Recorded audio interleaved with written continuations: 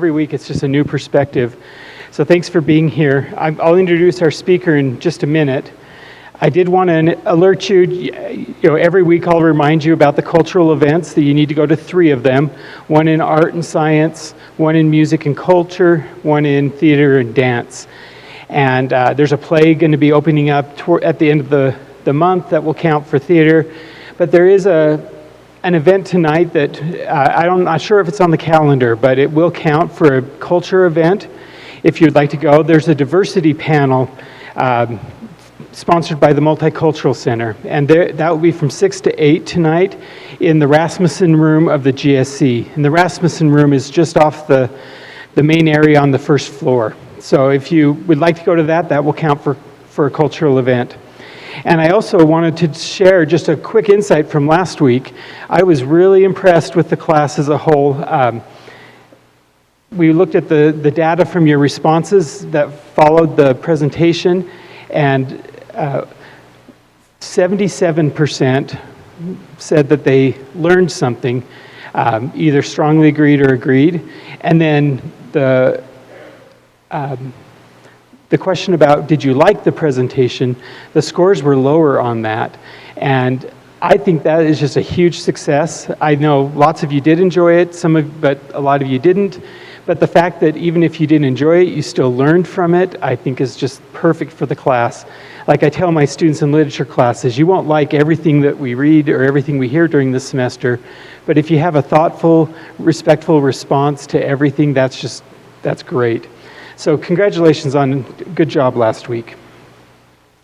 As every week, immediately following the presentation, there will be a response. So in Canvas, you can go in and look for the Keach response, and if you could fill that out and ask your question. But our presenter today is Bill Keach, and he's the director of the Utah Geologic Survey and the state geologist. And we're in the middle of the legislative session that you may know that already. The legislature's in, which makes it very busy for the state geologist. And he's been fielding several calls today. We're really grateful that he had the time to come down and meet with us, especially at this busy time. He came highly recommended for this job as state geologist, and he has over 30 years in the field of geology. He has a bachelor's degree in geology from BYU, a master's in geophysics from Cornell, and has worked in industry, academia, engineering, many other areas. And 20 years he worked as a geophysicist in the petroleum industry.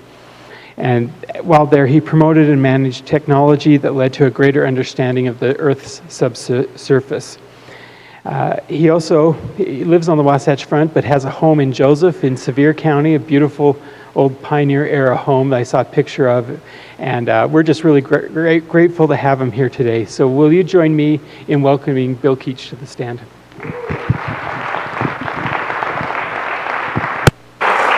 Thanks, David. Forward to this. I can't see anybody, but glad to be here. I always love talking about technology and geology, curiosity. We came in last night to beat the storm, and we went over to the Snow Dragon. My wife and I, we had a good dinner. Her fortune cookie, though, said failure is a dress rehearsal for success. And so I hope this is not the failure step.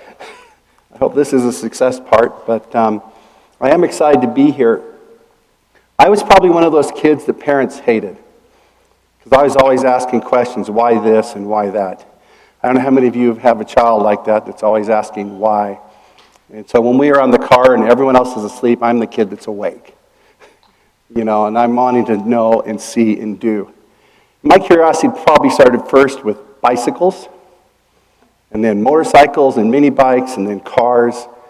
So I got into that arena, not realizing that where I would end up. I was 25 before I decided to go back to college and start an undergraduate degree in geology. And so my wife and I, we had 3 kids at the time, and I said, what if we go back to school? And she said, let's go for it. So I don't even know where she's sitting now. There she is. But without her, I would not be here where I am today, because she was willing to take all the kids and go in tow and jump back into school full-time and to end up where we are today. So she's a big part of that success. So my first slide here, let me turn this on. I have a picture of a bicycle. I said I started with my curiosity. I don't know how many, anybody old enough to remember these? Okay. I had one just like this. But I didn't like the color. And I was curious of what it would look like blue. And so I remember getting this bicycle, and I kept asking my dad, and he kept putting me off. You know how dads are. I was probably 10. So one day he's at work, and it's in the summer. I drag it out to the barn, hang it up, and I find some cans of paint, and I proceed to paint it. And he comes home, and he looks at it, and he goes, that's a nice color. It was a nice light blue. But why did you use the house paint? And I don't know if you know about house paint. That's oil, and you got to use a brush, and it looked terrible when it got done. But I was curious enough to go try it. And I did have a failure. But later on, I learned to paint it right. And when I bought a 67 Mustang, it was in a wreck, I did paint it a bright blue, but I did it right the second time. So curiosity leads us to do all kinds of new things, and that's what I want to point. So I show you this picture. I'm a geologist, so I go out and take pictures wherever I take people. So when I look at that picture, and let me better say, when you look at that picture, what do you see? What is your eye attracted to? And if you're a geologist, your eye might be attracted to something different than if you're a water skier, or if you're a duck hunter, or if you're a painter, or whatever. So what questions does your mind formulate? You know, for me, I'm wanting to understand, why are there cliffs here? Why are there slopes here? Why are some parts of the rocks red? Why are some green? Why do some form slopes? So there's types of questions. And the last question is there a story to be found? And there often is a story. And so what I try and teach students when I take them out to these places, because I teach courses as an adjunct for both the University of Utah and Brigham Young, and have for the last 12 years. When I take them out to places like this, I say, don't do an interpretation, do an observation. Tell me what you see. And then we'll talk about what does it mean later, and we'll try and go find that story. So I want to start this off with it. This is a quote I found years ago by Mark Twain, and I love it. It says, you can't depend on your eyes when your imagination is out of focus. So my point, I guess, today is I want you to think about, how do I focus my imagination into the possibilities? You know, things aren't created just out of thin air. We've got to learn to focus how we look and ask questions at things that we look at in our life. So here's an example I've used, and Scott Meek was a student of mine here. Is it Dr. Meek? Should I call you that now? Or is it? Yes, Master. Okay. So Scott, I'll use Scott. Did I give you this exercise? Do you remember? Okay. So on this thing here, if you could take a three-dimensional object and look at it from three perspectives. If you could look at it from this angle, that angle, and from on top, you would see three 2D images. So those three on the right are from one of those four images on the left, or on your right. So the question is, how many of you, anybody have an idea? Any guesses which one it is? How many vote for one? Okay, how many vote for two? 3, 4. I got a couple hands, and nobody voted for a lot, any of them. I got a few that didn't vote. Okay, so here's the real question. If you saw only those ones on your left, could you figure out what the object looked like? And this is often what we do in geology and geophysics, is we may only see these images on the left, and we still have to figure out what it looks like on the right. And so if you guessed 4, you'd be right. So those of you that raised 4, very good. And what you look for is the right, looking from here, you see 3 up, 1 in the middle. If you look at it from the left, 2, 3, okay, and then 1, and then 2. And the same thing from the top. So we're challenged with identifying the pattern sometimes without having all the information. So we got to piece it together. Any chemistry majors in here? Oh, okay. When I took Physical Science 100, in my very early years of school, I was amazed what Dmitry Mendeleev pulled off back in 1869. He recognized he was a Russian chemist, and he was studying elements, and he began to realize that there were patterns in how elemental atoms are formed. Some had, each element had a certain number of protons, and it had something they call outer shells. And that may not be important to you, but if the outer shell was absent certain electrons, then it would bond more easily with others. So in this case of a water molecule, hydrogen had 2 empty electrons. And hydrogen only has 1, but to bond it likes 2, so it could share an electron to form a water molecule. With that in mind, he woke up, he literally says it came to him in a dream. Now, was that inspiration because he had done no study? No, the inspiration came after a lot of study, and then it kind of all clicked in one moment for him. Malcolm Gladwell used to call this Blink, if you ever read the Blink book. I love that book about where does inspiration come from. In my mind, it comes from a lot of hard work, but one day you kind of go, aha, and you have that aha moment. And so he created the periodic table of elements. He put it out in 1869. He was the first one to do this. There were others that soon followed. But of all the elements he recognized, not all the elements were discovered yet. In fact, there were 37 of them on his chart that had no name yet. But he recognized based on patterns of how many protons, how many electrons in that outer circle, that there had to be elements out there. So he built a framework or a pattern, and 6 years later, the first one fell in place, and then over the next years, they started to fill in all the others. It was revised a few times, but I thought it was amazing that he had the inspiration from his hard work to recognize the pattern that we still use today to understand how molecules and polymers and all those other things work. Another guy that we admire in geology is a guy named William Smith. A lot of people called him Strata Smith. This guy was a civil engineer. He traveled around England, and he was digging canals back in the, when was this, in the 1700s? And he began to realize that every time he dug canals, he'd find certain groups of fossils. And they'd be identified with certain types of rocks. So as he began to get these fossil types, he began to realize that he could predict in other parts of the country. So as he started going around, he eventually got out of digging canals and went around all over England, and he created what became known as the map that changed the world. This is a man who came to this realization by recognizing patterns of how fossils are grouped together. And he published the first map in 1815 of the entire country of England and Wales. Still, people travel to England to see the original maps. To this day. At least if you're a geologist, you like to go see this. So he started to color it, and he could go to a certain spot, and he would find what type of rock it was, and it helped him be predictive of how he might dig even a canal. So here's a favorite creek down by Hurricane called Quail Creek Reservoir. Again, we're looking for patterns. Geologists, when I was in the oil business started pretty early by people looking for bumps. What does a bump mean? It means that you see an arch. And if you can see that arch that I've drawn up there, the ground has been bent. Originally it was flat, the earth moved, and it got bent.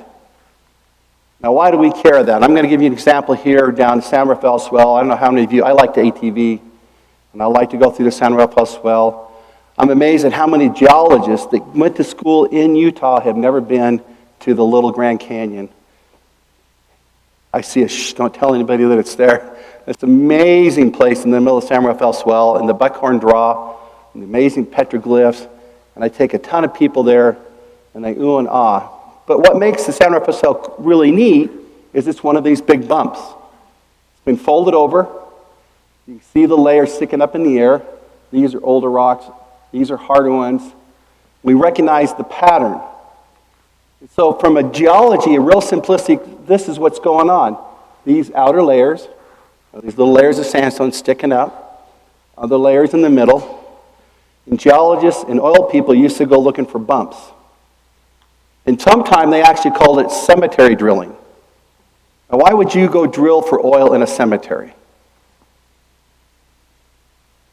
Think about it. Where are most cemeteries in the old days?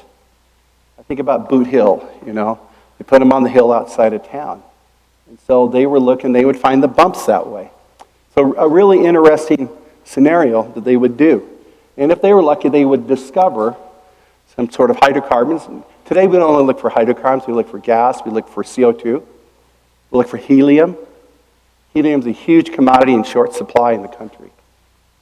Down by Hurricane, I want you to focus on these little slides here, these little things here, and we wonder what they might be. Get up a little closer. You can see this cutout here. These layers are flat and this is cut into it. How do we determine what it looked like? These are millions of years old. We go to modern analogues and we look at the pattern of what a river looks like today. This is the Virgin River. And I could draw a little profile there of a little scoop cut. And then if I were to fill it later, this would look a lot like this. So we use this as an analog to help us understand the pattern we're seeing. I'm only seeing it in 2D there. I see it 3D in a modern analog, and I can make suppositions of what it looked like 10, 20, 100, 300 million years ago, based on some of the things we see today. Here's one other one, quick story. Carbon County. Why is it called Carbon? Because of all the coal there, right? The old miners that were looking for coal, they didn't have things like drills and seismic data, anything to go look for coal. They recognized a pattern. They saw these white-rimmed sandstones. So as they walk up and down the canyons, they look for the white-rimmed sandstones. And why? Because at the very top, right on top of those sandstones, they would almost always find a layer of coal. These old miners with zero education were great at pattern recognition. And they employed it so they can make their fortune, so to speak, and make money out of that. And if you look up close, the upper layer is white. And if you cut it away, you can see these layers of coal in here. And this is what they went after. But they recognized the pattern by walking the rocks. But here's where I'm going to take a shift here. We see a lot of patterns at the surface, and geologists have mapped it. At the Utah Geological Survey, I've got a whole team of folks that map the state of Utah. They are geologic mappers. But we want to see sometimes what's going on below the surface. And we want to be able to image that. And that's where technology and ideas have changed. So a quick detour here. Anybody ever played with magic eyes images? Okay, I see a few hands. I used to love these. Back in the 90s, they were a big fad. Now, most of you are probably too young for that, but some of us aren't. And there would be an image in here that if you take, and I've got one sheet with me, everyone wants to play with it later, but if you hold right up your nose and move it out, you'll see a 3D image pop up. And what we're actually looking for, there's data hidden in data, and that's the point I want you to walk away with. And you got to find the pattern that's hidden in the data to make a new discovery. So if this one, if you actually look close, this rose here has a different size than that one. Okay? Some are turned a little bit differently. And if you have the sheet of paper, you went to the magiceye.com webpage, you would see there's a big heart right in the middle of that. You may not believe me, but trust me, it's there. And that's your goal sometimes, is trying to recognize the patterns. How does that pattern change subtly enough to recognize the pattern? The technology changes the game. We go from mapping surfaces to making 3D reservoir models of the subsurface. And that technology is changing every day. I mean, what I learned, I ran 3D visualization for Halliburton for a long time, and I don't even think they used the technology that I did back then. So it's kind of crazy. But it's changing every day. So this is what I call boom doom in physics. And it's really an intersection. We take technology from like the video game industry. Think about that. We mix it with the science that we know of geology. And as a geophysicist, I throw in physics. I love physics. It's kind of fun for me. It kind of made the world make sense. And we can end up with those types of images. And why do I say video games? If you really think about it, how many geologists are there in the town of Ephraim? Two? How many of you play video games? Okay, I can't tell, but I assume there's a bunch of you. There's a lot more than there are geologists. And the same thing goes for, there's probably more people that play video games in this room than that are geologists in the state of Utah. And so they drive technology. It's amazing how much the video game folks drive technology. And we borrow it and beg and steal it. When I was over the 3D visualization development, and I'm a geologist, I used to go to a convention called SIGGRAPH. And these are the guys that did movies.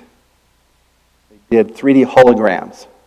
And we used to often joke because in the oil business, we were a bunch of gray hairs and no hairs. And when I went to these SIGGRAPH conventions, it was a bunch of pink hairs and blue hairs, and long hairs. I mean, these are people that were creative. And I would beg and borrow and steal from them so I could help understand how do we do better this job. So what's the boom? I remember I said the boom and the doom. So boom, doom, and rock. So here's a boom example. We use these trucks, drive along, and that pad will push down on the ground. And we'll then use that pad once it's coupled to the ground. Send it like that. I want you to listen for a pattern.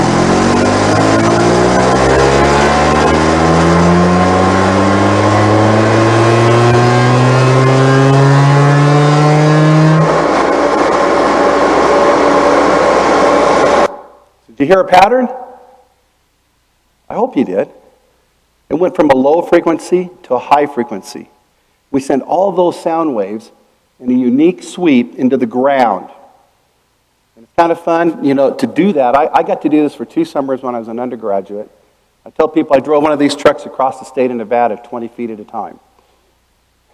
Minimum wage. How do you get through school? Living in a tent, driving a truck like this across the desert. But what it yields, and this may not look like much to you, but to a geophysicist, this is like that magic eye. I see stuff in here that you don't see. My job is to generate this over and over and over, and ultimately generate images like this that are like vertical x-rays down to the earth, down to say 20,000 feet into the earth. And I'm using some technology to get it, gather it, process it, and then interpret it. And believe it or not, there's a river stream running through this. So I want you to think about what I talked about earlier. If I've got just one view or 2 views, can I come up with the 3D image of that? So, if you focus up there in my circles here, see these little blips? Each one of those blips is actually part of a river system in the data. Is it a magic eye? Not quite, but it costs a lot more money to make one of these. This costs millions of dollars to acquire, but the technology allows us to visualize. What does that do for the petroleum industry? We used to drill 3 out of 10 wells were successful. That's a lot of wasted money. It's a big impact on the environment. Now you can do 7 out of 10 that are successful. So you drill less wells and you have more success. So it's a win-win-win all around. Technology is a driver. So let's go. We've used the boom to get our images. Let's use some doom. I don't know if any of you remember the Doom game. Maybe too young, some of you. Maybe you're better with Halo. I don't know. But we're going to use, so I put this picture up here. You see this wall back here? It's got all the bumps on it. When you're a programmer, and you're running down the hall with your guns blazing, you want the scenery to change. That's called drawing triangles. Drawing triangles takes time. So if you don't have to redraw the triangle and you can just change the wallpaper on it, they use something they call bump technology. We could bump it by changing the overlay on the triangle. So I don't even have to, I can increase the performance by doing an overlay. And so we're going to use this bump technology to better image that image I showed you. So let's go back to this image, the original. This is offshore Brazil in the Campos Basin. You may not know what you're looking at. I can do one step of processing and generate an image like this. That quick cut, this pattern here, you may not have seen it in this one.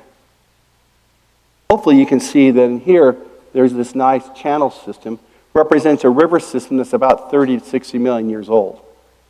And we're down about 8 to 10,000 feet below the surface. Under 1,000 feet of water, by the way. So now, if I can take my original image, take my second image, bring halo to the game, so to speak, I can get that image.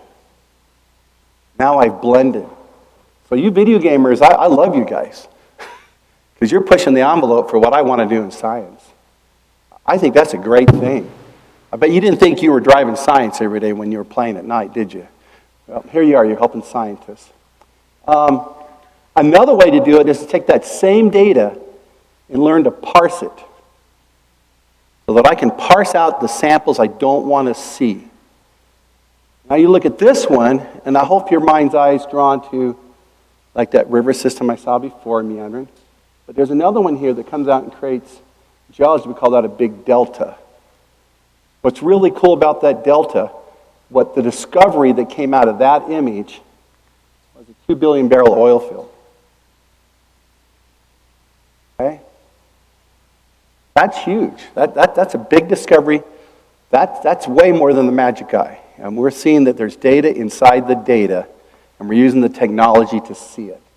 And so that's a good thing to walk away with. Here's another example. Offshore, on the northern island in New Zealand, there's something called Mount Taranaki. Mount Taranaki is a big, giant volcano. We shot, well I didn't, but some friends of mine shot a 3D seismic survey just offshore. And so the question is, if you want to know what the inside of a volcano looks like, you ever wondered? I mean, we only get to walk on them. I hiked Mount St. Helens. I've been on volcanoes in Costa Rica with my wife. We've done a lot of volcanoes, but we only get to see the surface. If I want to see what's going on the inside, we can do an image like this. This is a slice, and here is the neck of these volcanoes that haven't quite made it to the surface yet, but we can see how the lava's moved up through the subsurface. Pretty cool image if you ask me. So that's a really great image that I like to show off of what we can do with this type of data. Another arena that we're starting to go to in terms of finding patterns, sometimes patterns aren't visual. And I don't know how many of you have struggled with this do you guys do any analytics programs here now? Big data? Using Power BI and variograms and stats, all that? This is the future of what we're doing. Because now we're going to use artificial intelligence and modeling and neural networks to try and understand patterns that our mind doesn't yet see. So we use things like variograms, which allows me to understand the relationship in a direction of a piece of data. So I was working in California for the Division of Oil and Gas a couple of years ago, and the oil fields there are very long and narrow. So we're trying to understand how is the porosity, which is how much airspace there is between rock layer or rock molecules, and to go in there and understand where the distribution is. Now, if the mound is bent like that and it's long and narrow, I only want to understand in this direction. I don't care about out there. And that's what geostatistics is going to bring to you, is a spatial component. And we'll use variograms to understand how related, based on distance, this is offset. So how related is this point to one over here? And then I can look at it in two different directions. What I'm looking for are things that my mind's eye doesn't see yet. Now, I'm still, as a human, I still have to make sense of what the computer tells me. A lot of people say, I had a professor years ago when I was showing him some of this technology, he said, "You're taking away my students' jobs." I said, no. What I'm requiring is your students to understand more. And that's what's happening in science today. That you folks are brighter than I am. And there's truth to that. You have to be better than I was. You know, I could look, in the old days, we could look for bumps. We're not looking for bumps anymore. We're looking for clues in the data that are buried deep, that have been recorded in the data. And the geostatistics help us do that. They help us build the models to understand what is going on. These are holes drilled into the ground that measure variations in rock properties. If I get enough of those, I can analyze those in 3D space with the statistics. It becomes really important. So we use well logs, we're going to do variograms, we're going to do analytics on this data. Box diagrams allows me to get rid of outliers, things that are data may not be relevant. But we're looking for patterns, so we're moving from the visual to the computer type enhanced stuff. So in this regard here, over here on the left, that same diagram I showed you of the coals, we're now teaching in the schools. At least I teach a class at both BYU and University of Utah is on reservoir modeling. And we're trying to predict how the sands or coals or whatever it is are distributed in the subsurface. And so in this particular model, let me zoom up a little bit for you. I'm trying to predict here. I have a hole in the ground here and one here, and I have nothing out here. But I want to be able to predict what is going on away from the borehole. I'm going to use patterns of what I know to predict what I don't know away from the borehole. So again, it doesn't matter whether you're doing oil and gas, you're doing CO2, or you're just trying to understand how the earth formed. We do this type of analytics on earthquakes. We do it on the subsurface of the earth. Because if you look at this rock layer over here, you can see it doesn't look the same on one side to the other. This doesn't look the same there as it does there. There's variation. So in our old early models, we always drew a nice solid block. We said it was the same, but it's not. I take engineers on a field trip and we raft the San Juan River. And if anybody rafted the San Juan River besides me? Anybody? Yeah, okay, Scott. And we go down there and there's what they call these old algae mounds. Algal mounds is the right word, that are about 290 million years old. And if you go 30 miles to the east, they produce hydrocarbons out of them. But you go right through them in the canyon, you can see the variation, the variability, how different they look. And we're trying to teach engineers that we've got to be able to predict that type of variability in models like this. So the patterns tell us something is truthful. Now what happens if you build a model like this, you go drill a well, and the model was wrong? Does that happen? Yeah. You take that data point where you were wrong, put it back into your model, and update your model to hopefully get more predictive. And you get through your failure. Remember we talked about failure being the dress rehearsal for success?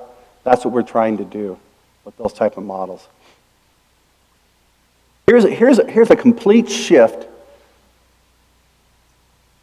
moving away from my industry. Once I got to BYU, a colleague of mine there does a lot of ground penetrating radar. And we think about light as something like this that's visible. But there's a whole spectrum of light that's not visible. And believe it or not, I can send light into the ground.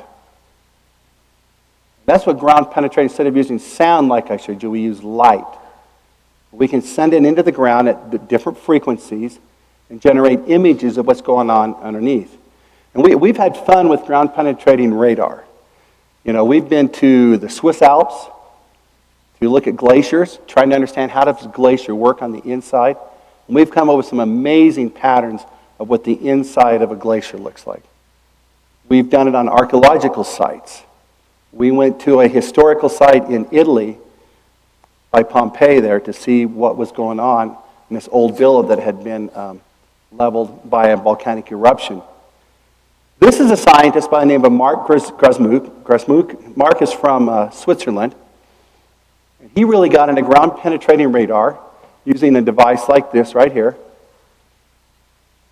He basically rolls it back and forth across the ground, creating a grid or a pattern.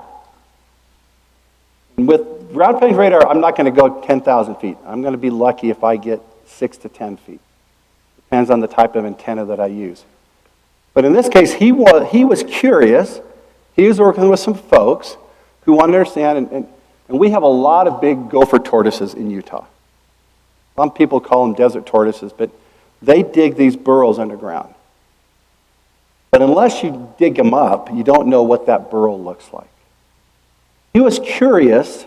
He says, what do they look like underground? He had some biologists come back and he goes, maybe we can help you. So he got together with them and they did a big grid for these tortoises. And he generated this 3D block of data to take a close look at what it might look like underground. And so a bit of a scale you'll see here, we're not talking, real deep in some places. Maximum, this is the surface elevation variation.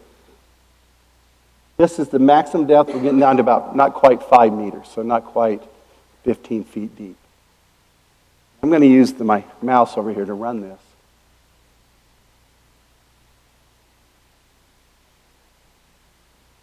I'm going to start this thing. So what we're doing here is this is the surface. We've done that. We've gathered a whole block of data, and we've peeled away some of it so we can see where the tortoise hole was.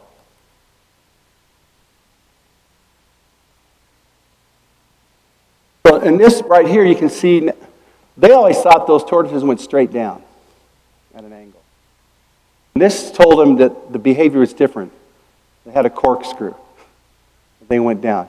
So the pattern, we're able to see the pattern inside of the data below the subsurface of what it looks like. Now, we did this technology back at some LDS historical sites at BYU because there's a big tie there. And we are in Nauvoo, and we found a whole network of gopher holes. We didn't find any archaeology, but we found some really cool gopher holes, in there. And we were able to map them all out, which was really kind of cool. In this thing here, they found, in addition to the tortoises, where they went,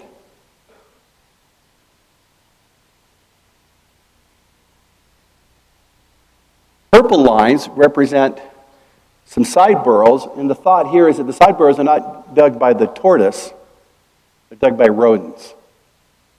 Could be gophers, could be mice, could be whatever, they're borrowing the home of the tortoise to make their own network of homes. So we're able to see that pattern, and they discovered a lot about what's going on with these tortoise holes, and so we use it for biology as well. We look at these patterns. We look a little closer, it'll come from the top down, and these green lines showing up in here, these are roots from trees, which, if you remember your image from the right, you don't really see any trees there.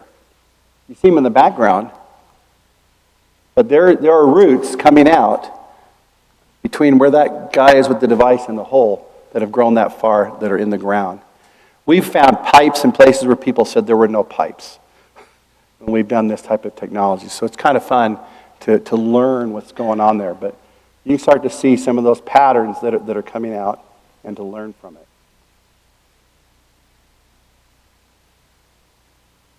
But anyway, I'm going to bring this to a close.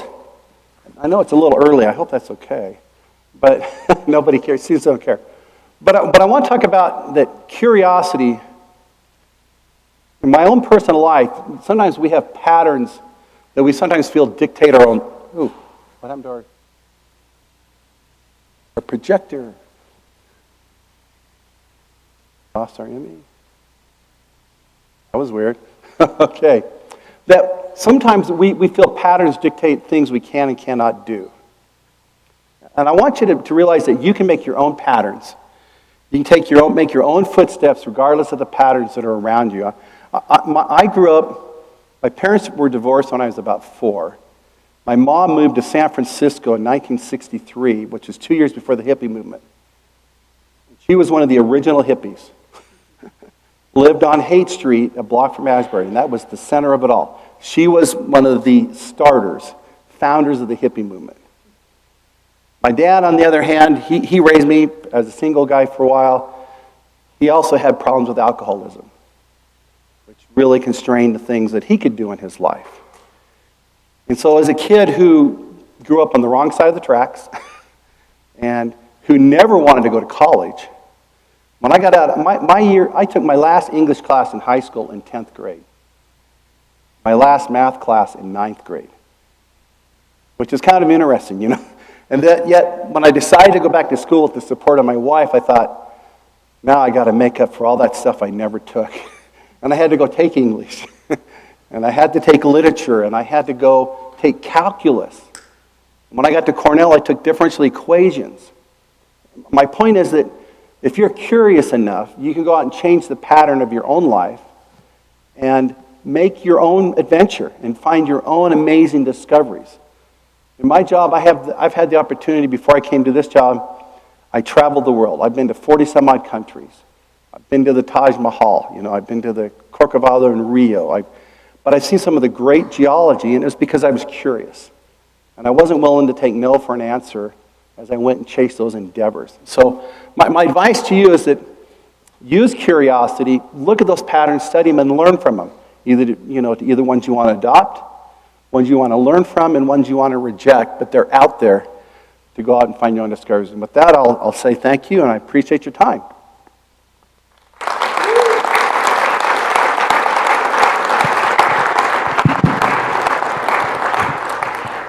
We have time for a couple questions if anyone has one.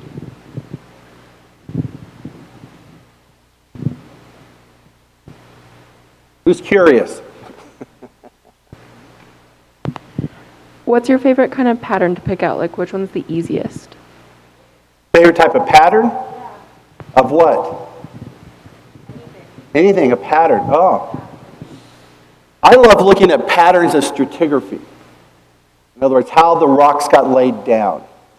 And so we talk about things like progrades. In other words, layer of dirt comes down, then the other one rolls out in front, and the other one rolls out in front of it.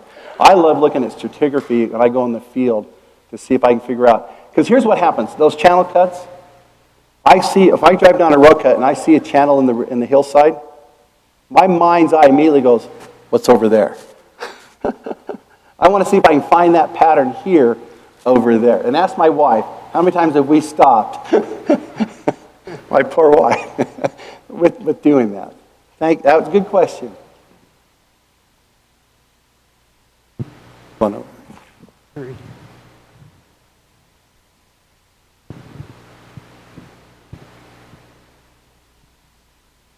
Would you say that Utah is unique according to, compared from the rest of the world, and what is unique about it? I didn't understand the last part. What is unique about Utah compared to the rest of the world, and what? Is Utah unique to the rest of the world, or is there specific things you can only find here in Utah? From a geologic perspective, Utah is really unique. We can talk about a lot of other things that are unique in Utah as well. But from a geology perspective, people come from around the world. I've taken literally hundreds of people on field trips around Utah that have come to Utah from places like Russia and Buenos Aires, Hungary, all over the place. One of the things that makes Utah's geology unique is we don't have a lot of vegetation. So it's exposed. So we have 5 state national parks here, 5 of them. Okay? And that's because we have some really unique geology. We've had times of volcanism where we've had volcanoes come up. We've had times where the plates have collided and just busted up the earth. And we've got times where it's quiet. Lake Bonneville went all the way from Idaho down to Meadow or farther. So we have all that record here, and it's exposed. So it is unique. And people come to see it all the time. And not just tourists, but scientists as well.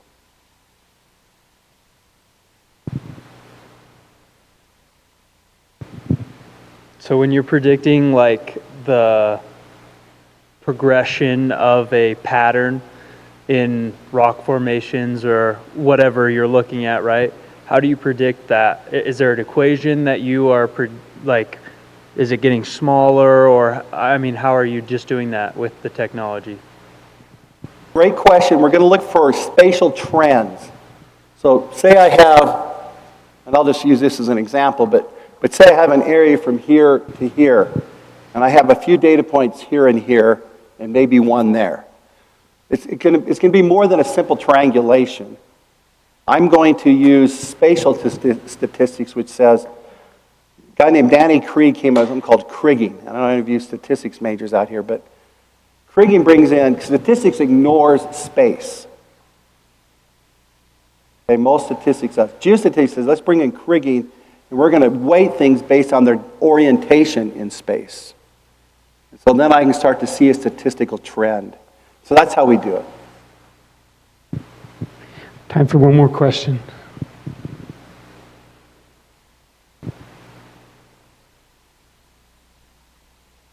Especially because I'll go around the That's good enough.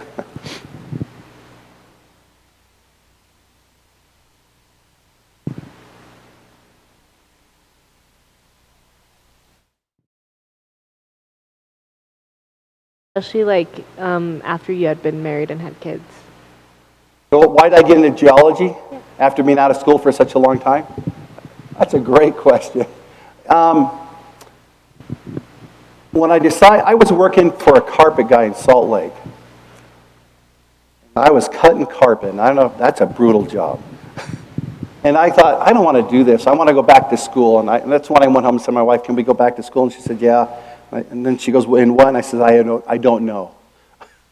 But I drew back on my experiences. I loved science classes when I was in school. I had some great science teachers. Geology had not even occurred to my mind. So I made a diligent effort to actually go out and interview people. I thought I might be interested in engineering. I went and talked to a civil engineer. I thought I might like chemistry, and I went and talked to chemical engineers.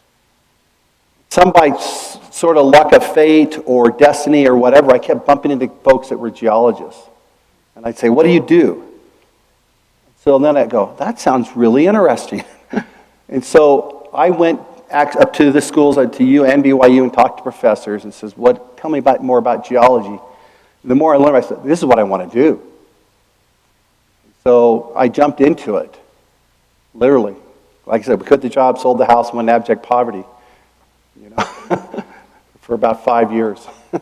And but that's how it was. It was a deliberative process. I went out and I thought, what might I be interested in? I even took those tests, aptitude tests. And they said, oh, you'd be good at graphic design. And I thought, I don't want to do graphic design. but I have in my sense, I have a sense of 3D space a lot. Like I said, I look at the cut here and I want to know what it looks like there. That's how I got into it. It was a deliberative effort, interviewing folks that did the job every day. Thank you for your questions.